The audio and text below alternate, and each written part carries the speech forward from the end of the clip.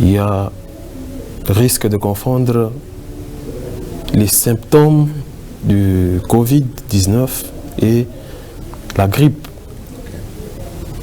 Parce que ces deux ont pratiquement les mêmes symptômes.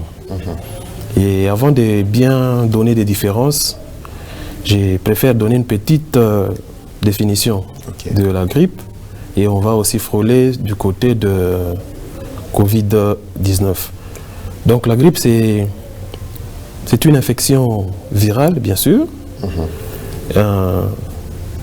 Et cette infection virale est mortelle et ça atteint un groupe de gens.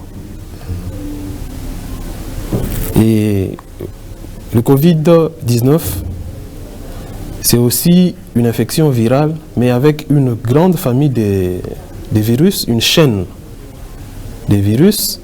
Et cette chaîne-là est pathogène chez l'homme. Et ça peut commencer d'un rhume banal jusqu'à un syndrome respiratoire aigu et sévère qui peut bien sûr entraîner la mort.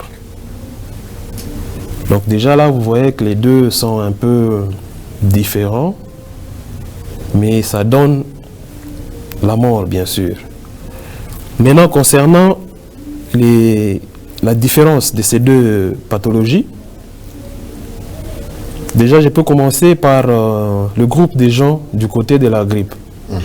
La grippe atteint souvent les enfants à bas âge, les personnes âgées, les femmes enceintes, les personnes atteintes d'une maladie chronique, ainsi que les personnes présentant un syndrome immunitaire faible.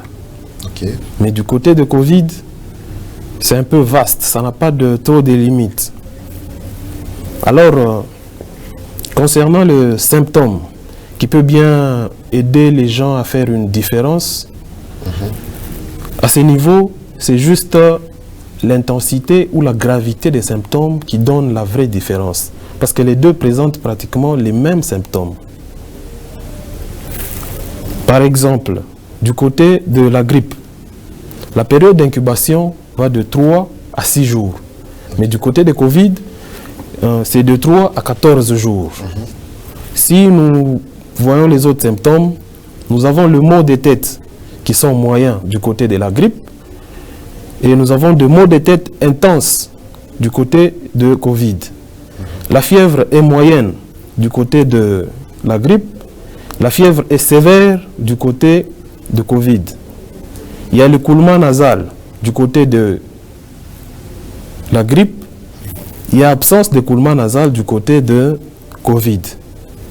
Nous avons l'éternuement répétitif du côté de la grippe. Et du côté du Covid, il y a pratiquement absence d'éternuement. C'est rare. Nous avons des douleurs au niveau de la gorge. Et cette douleur-là est légère. Mais du côté de Covid, nous avons une douleur sévère de la gorge. Et la douleur au niveau de la gorge du côté de la grippe, c'est accompagné d'une inflammation de la gorge. Or, du côté de Covid, il y a absence d'inflammation de la gorge.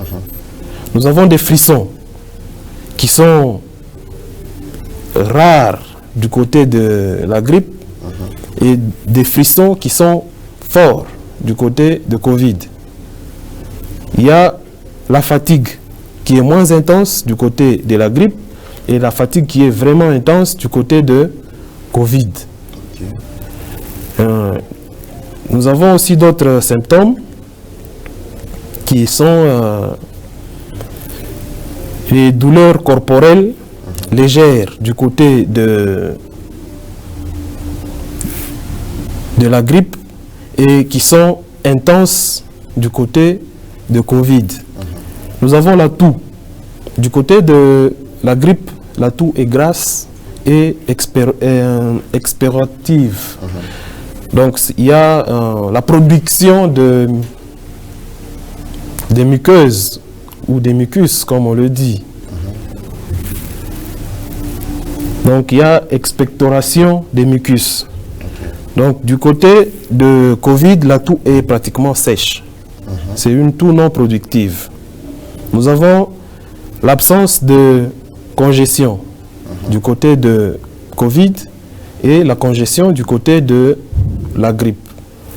La difficulté respiratoire est légère du côté de la grippe et une difficulté respiratoire sévère du côté de Covid-19.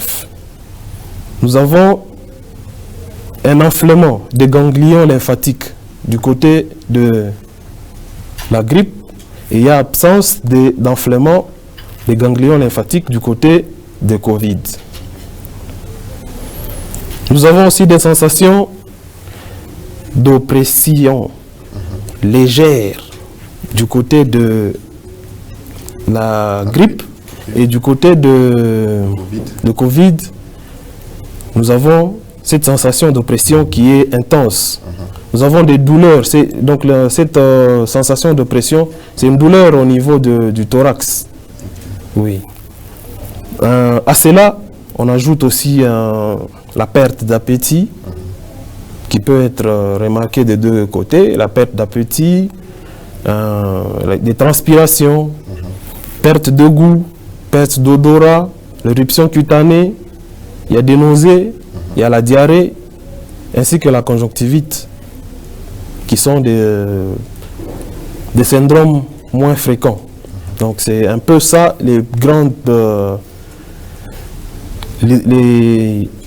grandes lignes qui constituent effectivement une très grande différence entre les deux pathologies. Alors, docteur, merci beaucoup déjà pour cet exposé. Beaucoup plus, les gens qui sont dans les corps médicaux, ils ont très bien compris. Mais nous, la population, la plus grande couche de la population, c'est vrai qu'on a compris quelque chose, mais sûrement il y a d'autres choses qui nous ont échappé.